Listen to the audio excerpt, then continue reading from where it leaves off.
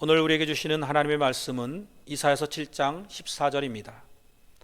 그러므로 주께서 친히 징조를 너에게 주실 것이라. 보라, 처녀가 잉태하여 아들을 낳을 것이요 그의 이름을 임마누엘이라 하리라. 아멘.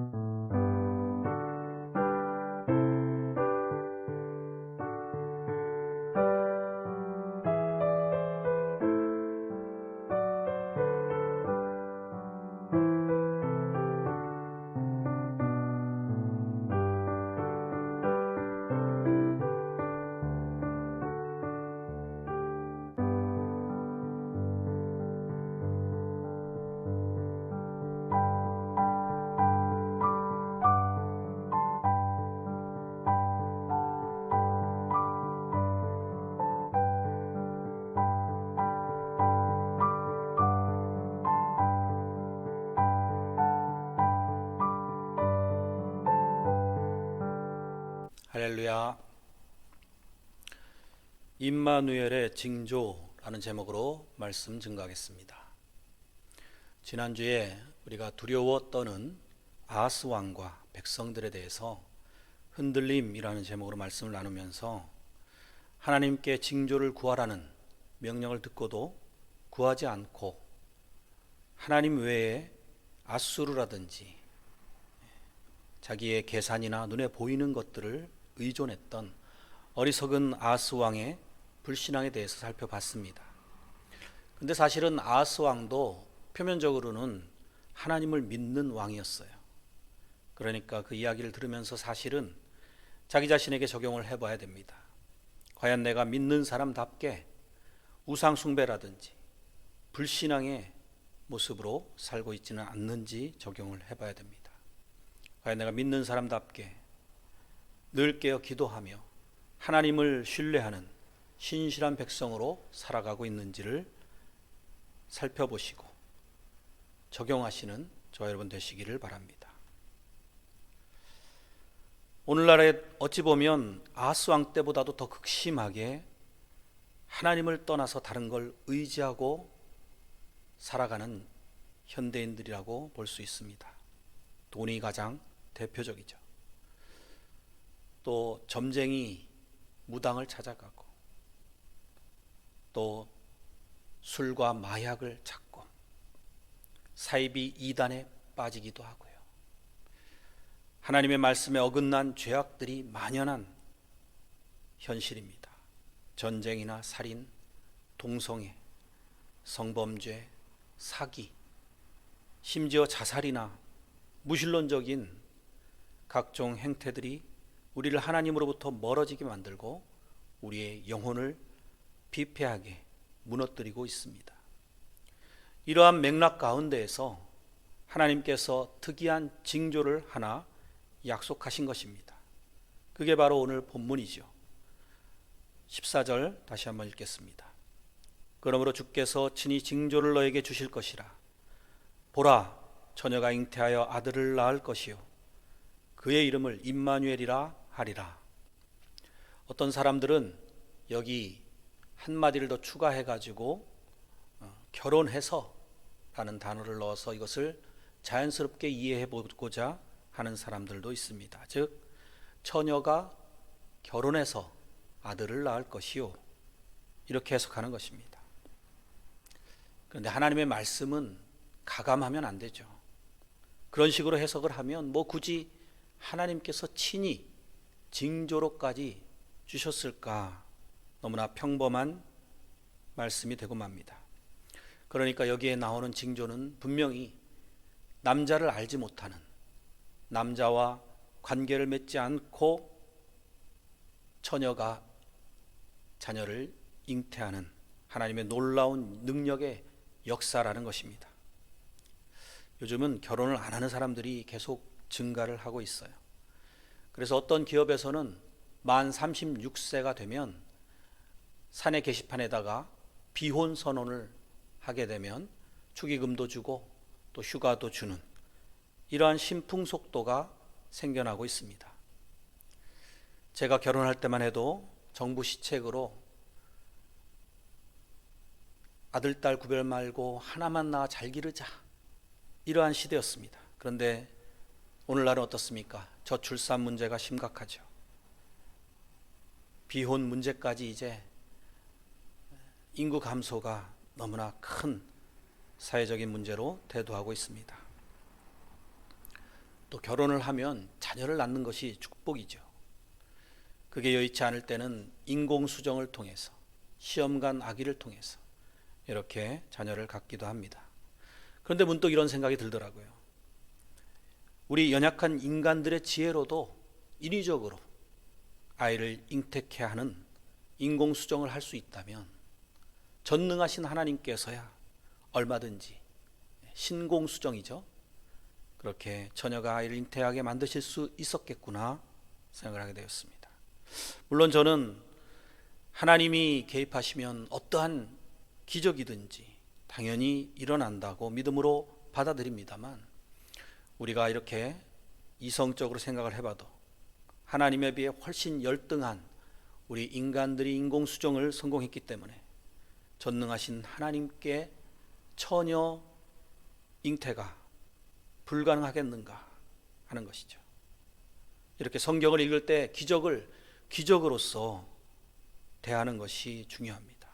자꾸만 우리가 알고 있는 얄팍한 지식으로서 하나님의 놀라운 영역을 일반화시키는 오류를 범해서는 안 될 것입니다. 저는 과학자들이나 의사들이 믿음을 갖기만 하면 오히려 이 신묘막측한 우주 세계와 우리 인간들을 연구할 때 더욱 하나님에 대해서 받아들이기가 쉬울 거라고 생각합니다. 아담의 갈비뼈를 꺼내실 때 아담을 깊이 잠들게 하였다라는 이런 성경 구절을 읽고서는 영감을 얻어가지고 마취약을 개발한 영국의 심슨이라는 의사가 있습니다. 그가 말년에 한 제자가 그에게 찾아와서 묻습니다. 선생님께서 지금까지 발견하신 것 중에 가장 위대한 발견은 무엇입니까? 물론 마취약, 클로로포름이라고 하는 대답을 기대했겠죠. 그런데 심슨은 이렇게 대답했습니다. 나의 가장 큰 발견은 내가 큰 죄인이라는 것과 예수님이 나를 구해주신 구세주라는 사실입니다. 정말 위대한 발견이죠. 우리도 겸손하게 하나님의 말씀 앞에서 나 자신이 어떤 존재인가, 하나님이 나를 위해 무슨 일을 하셨는가, 이것을 주의 깊게 살펴봐야 할 것입니다.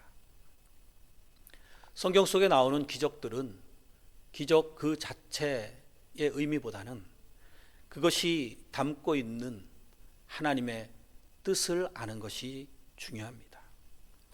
징조는 영어로 사인입니다. 사인은 또 간판의 뜻이 있죠.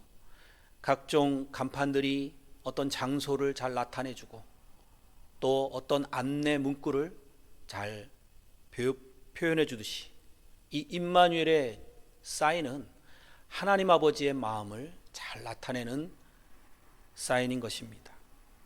어떤 마음을 우리에게 보여주고 있습니까? 임마누엘, 하나님이 우리와 함께 하신다는 그 약속의 말씀을 나타내주고 있습니다. 이것은 마태복음 1장에서 잘 풀어주고 있습니다. 마태복음 1장 18절 이하입니다. 예수 그리스도의 나심은 이러하니라.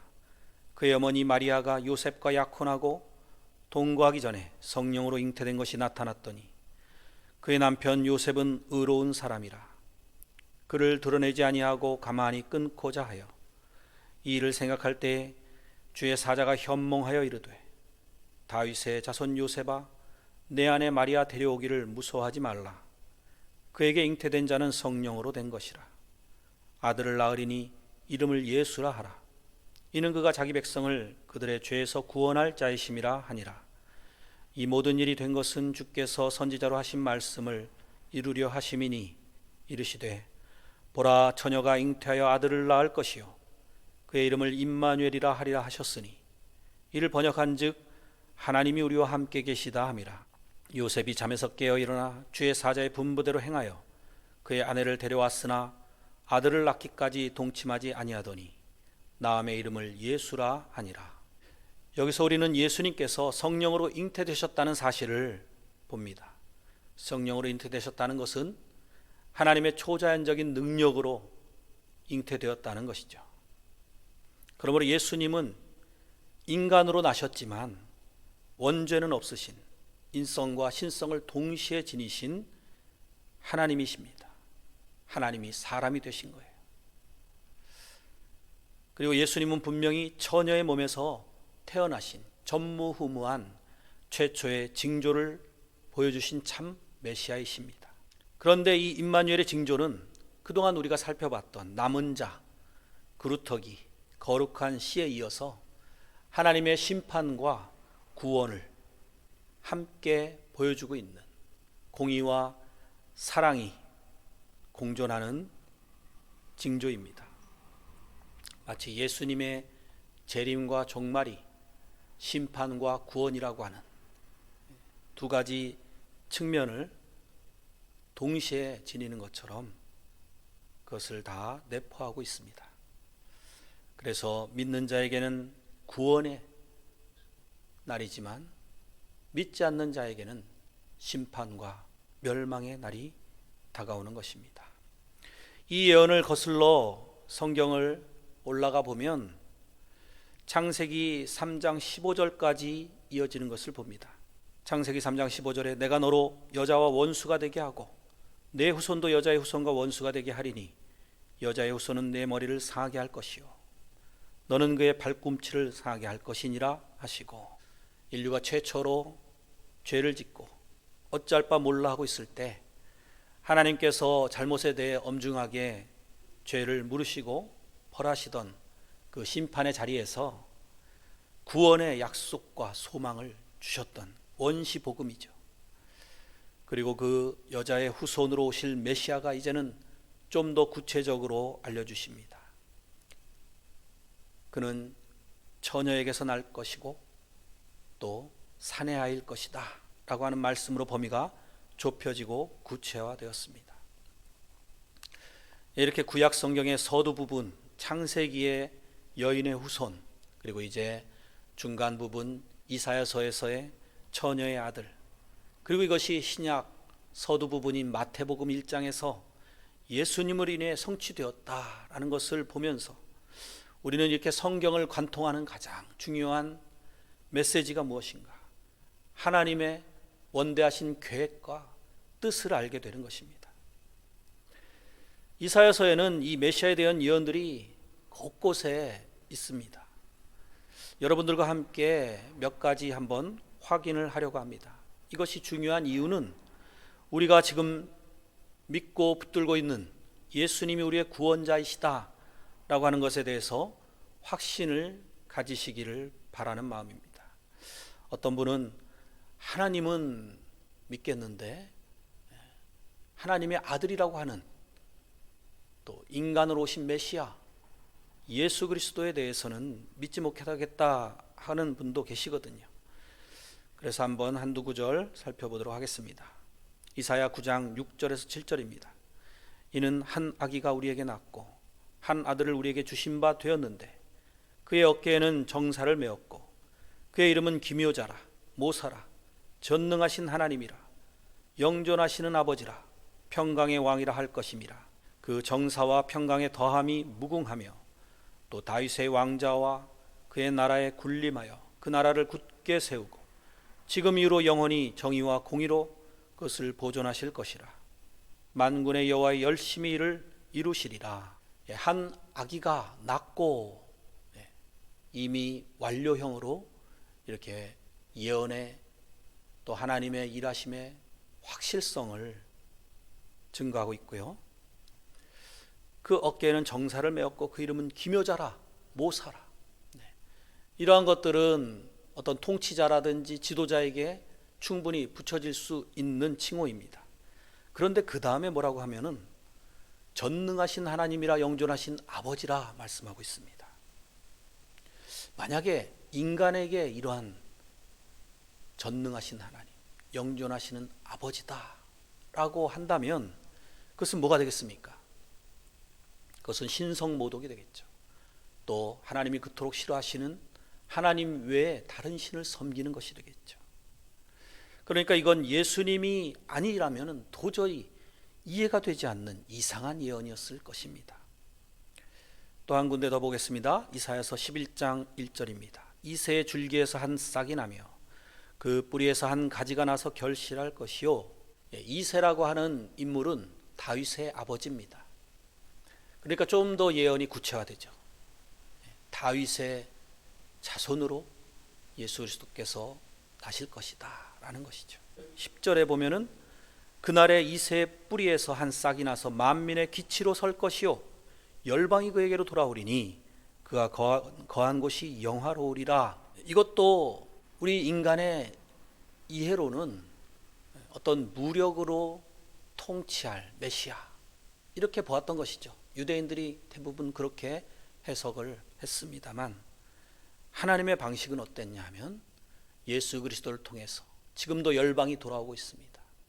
이방인들에게까지 복음이 전파되고 회개하고 구원받는 역사들이 계속해서 이어져 오고 있는 것입니다. 이렇게 말씀이 성취되는 방식이 보면 우리가 이해하는 방식과 차이가 날 수 있다는 것입니다. 그래서 유대인들은 결국 예수님을 몰라봤고 또 십자가에 못 박기까지 했습니다. 이렇게 믿기 쉽지 않은 말씀으로 또 진리가 기록되어 있다라는 이것이 오히려 성경이 참 진리구나 하는 생각을 하게 됩니다. 성경은 인류를 구원할 메시아가 연약한 아기로 오실 것이다.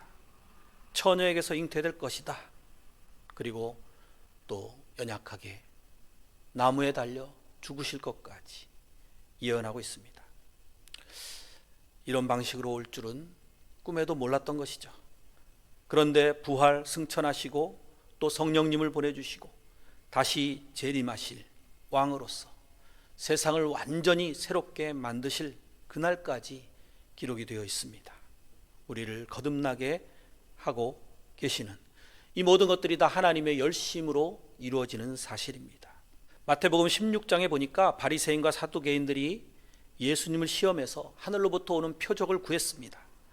그때 예수님께서 뭐라고 하셨냐면 너희가 저녁에 하늘이 붉으면 날이 좋겠다 하고 아침에 하늘이 붉고 흐리면 오늘은 날이 굳겠다 하나니 너희가 날씨는 분별할 줄 알면서 시대의 표적은 분별할 수 없느냐.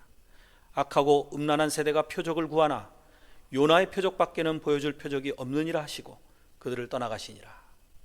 요나의 표적이 나옵니다. 그것이 무엇입니까? 바로 3일 만에 예수 그리스도께서 죽음을 이기시고 부활하실 것을 의미했던 것이죠. 그것이 제자들의 삶도 변화를 시켰습니다. 이렇게 하나님께서 우리와 함께 계시다라고 하는 임마누엘의 이 약속이 우리의 기대와는 사뭇 다를 수 있다라는 것을 알아야 되겠습니다. 우리는 하나님이 함께 하시면 어떤 것을 기대합니까? 일이 술술 잘 풀리고 만사 형통할 것을 기대하지 않습니까? 그런데 실제로는 반드시 믿는 자에게 형통한 일만 있다라고 볼 수 없다는데 갈등의 요소가 있습니다. 그래서 우리 마음과 하나님의 마음이 잘 맞지를 않는 거죠. 하지만 믿음의 본질이 무엇입니까? 내 생각과 일치하지 않더라도 끝까지 신뢰하고 하나님과 같이 하기로 결단하는 것입니다. 이것도 임마누엘이에요. 내 뜻과 맞지 않더라도 계속해서 하나님과 함께하는 삶, 그리고 하나님과 동행하는 삶. 하나님 역시 그렇습니다. 내가 너와 잘 맞지 않지만 나는 절대 너를 떠나지 않겠다. 거룩한 나의 성품과 네가 맞을 때까지 영원히 함께 할 것이다. 그래서 어떻게 됩니까? 안 맞으니까 우리가 고쳐야 되는 것이죠. 즉 임마누엘의 의미 속에는 나의 변화까지 수반된다는 것입니다. 부부가 안 맞아서 싸우면서 또 그렇게 서로 맞춰가고 다듬어져 가듯이 하나님은 변하실 것이 없는 완전하신 분이시니까 우리가 많이 다듬어지고 변화되어지고 성장하는 과정이 따르는 것입니다. 우리를 더 훌륭하게 만드시려는 하나님의 고귀한 계획이 나를 통해 이루어져가는 시간이 펼쳐지는 것입니다. 우리가 결혼식 때 많이 하는 서약이 있죠. 검은 머리가 팥뿌리가 될 때까지, 기쁠 때나 슬플 때나, 죽음이 우리를 갈라놓을 때까지 함께 사랑한다라는 서약이죠. 그런데 하나님께서는 죽음조차도 갈라놓을 수 없을 정도로 영원히 우리와 함께 하시겠다고 약속하시는 이것이 임마누엘입니다. 하나님이 함께 하실 때 우리는 평안을 누릴 수 있고 쉼을 얻을 수 있고 또 소망을 얻게 되는 것입니다. 하지만 하나님이 함께 하시지 않는 인생, 신의 부재를 겪는 인생은 불안하고 염려하고 또 우상숭배와 불신앙과 결국은 심판과 절망으로 끝나는 인생을 살게 되는 것입니다. 바울 사도는 그래서 성숙한 신앙 인격으로 이렇게 고백하고 있습니다.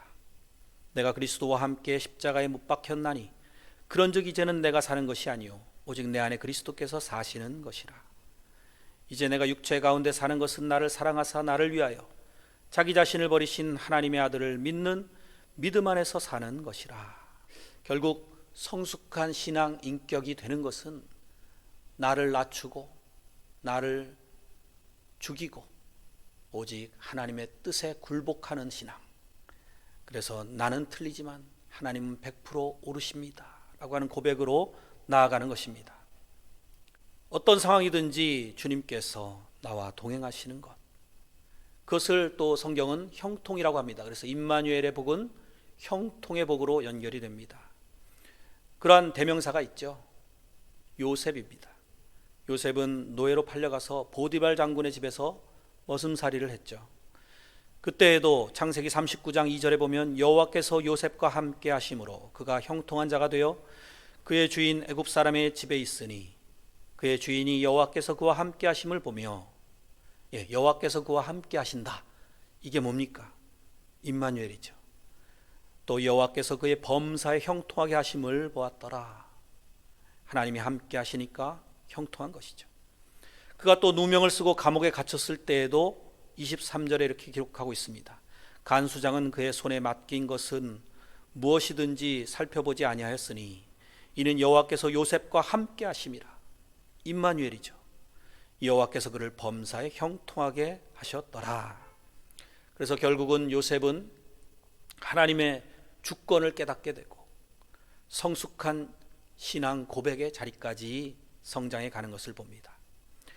우리 예수님께서 지상에서 마지막 명령을 제자들에게 내리시고 후에 이룬 약속을 주십니다. 마태복음 28장 20절입니다. 내가 너희에게 분부한 모든 것을 가르쳐 지키게 하라. 볼지어다 내가 세상 끝날까지 너희와 항상 함께 있으리라 하시니라. 예수님께서도 임마누엘의 약속을 주셨습니다. 자, 이제 여러분 각자 자신의 신앙을 한번 점검해 보시기 바랍니다. 내가 과연 하나님이 나와 함께 하시는 것을 그동안 제대로 깨닫고 체험하며 살았는가? 환난 가운데서도, 슬픔 가운데서도, 고통 가운데서도 하나님이 나와 함께 하셨다는 것을 과연 알고 지냈는가? 광야 가운데에서도, 골고다 언덕에서도 나와 함께 하시는 그 하나님, 또 성령께서 오순절 마가다락방으로 우리를 인도하셔서 그 의미를, 임마누엘의 그 깊은 의미를 깨닫게 해주시기를 바랍니다.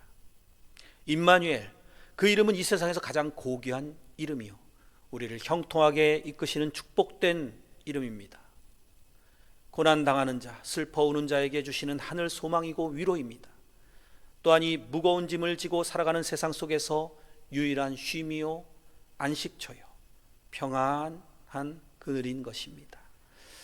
이 임마누엘의 복이 저와 여러분, 그리고 여러분의 가정과 일터와 삶의 전 영역 가운데 가득 임하시기를 축원드립니다.